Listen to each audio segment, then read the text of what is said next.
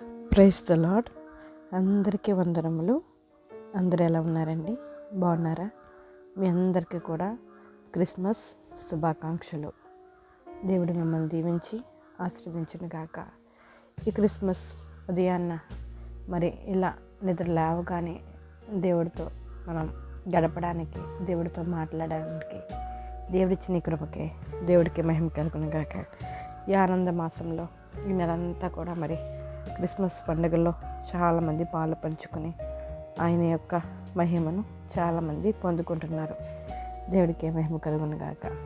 ఈ ఉదయం దేవుడు మనతో మాట్లాడుతున్న శక్తివంతమైన మాట మత్తయి సువార్త 2వ అధ్యాయము 10-11 వచనములో, వారు ఇంటిలోనికి వచ్చి ఆ శిశువును చూసి సాగిలపడి ఆయనను పూజించి బంగారమును, సాంబ్రాణిని, బోలమును కానుకగా ఆయనకు సమర్పించరే.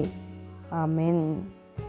మొదటగా మనం గమనించాల్సింది, జ్ఞానులు వచ్చినప్పుడు యేసుక్రీస్తు పశువుల పాకలో లేరు.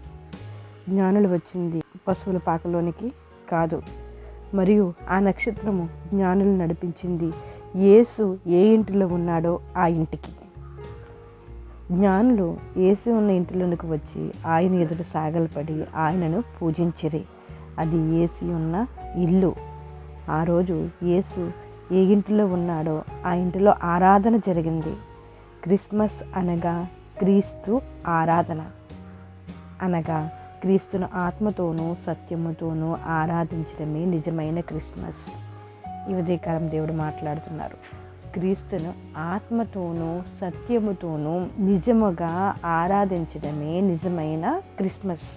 ఆ ఇంటిలో క్రీస్తు ఉన్నాడు కనుకనే అక్కడ ఆరాధన జరిగింది. మరి నీ ఇంటిలో క్రీస్తు ఉన్నాడా?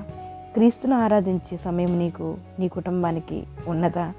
నీ ఇంటిలో వంట చేయడానికి సమయం ఉంది, బట్టలు ఉతకడానికి సమయం ఉంది, టీవీ చూడడానికి సమయం ఉంది, ఫోన్లో మాట్లాడడానికి సమయం ఉంది, భోజనం చేయడానికి సమయం ఉంది, చివరికి కాలకృత్యాలు తీర్చుకోవడానికి సమయం ఉంది. కానీ నీ కొరకు జన్మించిన దేవుణ్ణి ఆరాధించడానికి, పూజించడానికి, కుటుంబంగా కలిసి కీర్తించడానికి, ప్రార్థించడానికి నీ ఇంట్లో సమయం లేదంటే బహుశా నీ ఇంట్లో క్రీస్తు లేడేమో. క్రీస్తు ఉన్న ఆ ఇంటిలో ఆరాధన జరిగిందని మత్తయి సువార్త 2వ అధ్యాయం 11వ వచనం మాట్లాడుతుంది.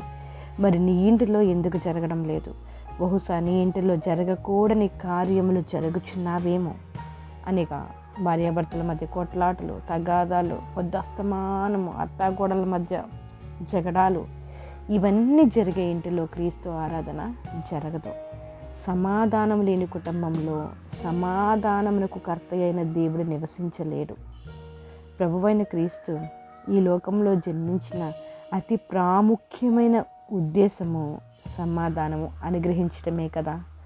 అందుకే క్రీస్తు జన్మించినప్పుడు దూతలు ఈ గీతాన్ని పాడిరి. సర్వోన్నతమైన స్థలములలో దేవునికి మహిమయు, ఆయనకిష్టులైన మనుషులకి భూమి మీద సమాధానము కలుగునగాక అని.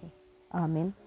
సమాధానకర్త అయిన దేవుడు సమాధానం అనుగ్రహించుటకు ఈ భూమి మీద జన్మించి 2000 సంవత్సరములైనను క్రైస్తవుడు అని చెప్పుకుంటున్న నీ జీవితంలో సమాధానము లేకపోవడము ఎంతో దురదృష్టకరం. క్రైస్తవ కుటుంబం అని పిలువబడుతున్న నీ ఇంటిలోనే సమాధానం కరువకపోవడం ఎంతో విచారకరం. దీనంతటికి కారణం ఏమిటంటే, 2000 సంవత్సరాల క్రితం యేసు బెత్లెహేములో లోకరక్షకుడిగా జన్మించేటప్పటికీ ఆ రక్షకుడు నీ హృదయంలో మరియు నీ ఇంటిలో జన్మించలేదు. కాబట్టి నీ జీవితంలో, నీ ఇంటిలో సమాధానము, ఆత్మీయత, ఆరాధన లేకుండా ఉంది. కనీసం ఈ క్రిస్మస్ సందర్భంగానైనా యేసయ్య నీ హృదయంలో జన్మించే విధముగా నీ పాపములను ఒప్పుకొని వాటిని విడిచిపెట్టి ఆయన కనికరము పొందుకోమని మనవి. క్రీస్తు నీలో ఉదయిస్తేనే నీ ఇంటిలో సమాధానం జన్మిస్తుంది. ఆ తదుపరి సమాధానకర్త అయిన దేవుడు నీ ద్వారా, నీ కుటుంబ సభ్యుల ద్వారా ఆరాధించబడతారు, కీర్తించబడతారు. అప్పుడే నిజమైన క్రిస్మస్, నిజమైన క్రీస్తు ఆరాధన నీ ఇంటిలో జరుగుతుంది. ఎందుకని నేడే ఆ క్రీస్తును నీ హృదయంలోనికి ఆహ్వానించి నీ పాత రోత జీవితాన్ని విడిచిపెట్టు. ఆ పరిశుద్ధుడు నీ హృదయంలో నివసించే విధంగా నీ హృదయాన్ని, నీ ఇంటిని క్రీస్తు కొరకు ఎందుకు తెరవకూడదు? ఒక్కసారి ఆలోచించు. తర్వాత ప్రార్థన చేసుకుందాం. జీవం కలిగిన దేవా, మీకు వందనాలు, స్తోత్రాలు చెల్లించుకుంటున్నాం. మీ దయని బట్టి, మీ కృపను బట్టి నాయన దేవా స్తోత్రం నాయన. ఆ ఇంటిలో యేసయ్య ఉన్నాడు కనుకే ఆ ఇంటిలో సమాధానం ఉన్నది. నీ ఇంటిలో యేసయ్య ఉన్నాడా? యేసయ్యకు ఆరాధన జరుగుతుందా? నీ ఇంటిలో సమాధానం ఉన్నదా అని నైనా ఈ ఉదయం నైనా మీరు మాతో మాట్లాడిన విధానాన్ని బట్టి మీకు స్తోత్రాలు చెల్లించుకుంటున్నాం తండ్రి.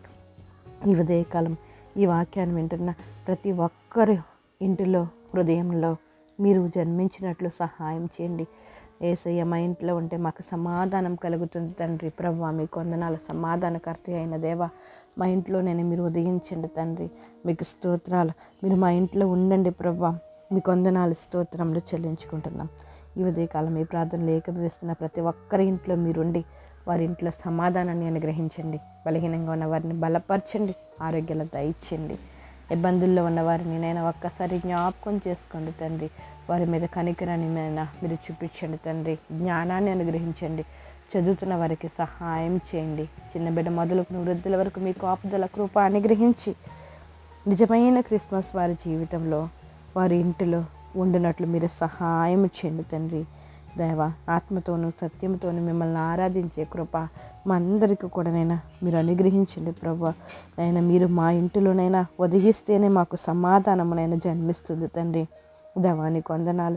సమాధానకర్త అయిన దేవుడిగా ఉన్న మీరు తండ్రి మా కుటుంబంలో ఉదయించి మా ఇంటిలో సమాధానాన్ని మీరే అనుగ్రహిస్తారని, ఉదయకాలము ప్రతి ఒక్కరి పట్ల అద్భుతమైన కార్యాలను మీరు జరిగిస్తారని, మీ కాపుదల కృప అందరికీ మీరే అనుగ్రహిస్తారని, సమస్త ఘనత మహిమ ప్రభావాలు మీరు పొందుకుంటారని ప్రభునేస్తు నామంలో అడిగి వేడుకుంటున్నాం మా పరమ తండ్రి.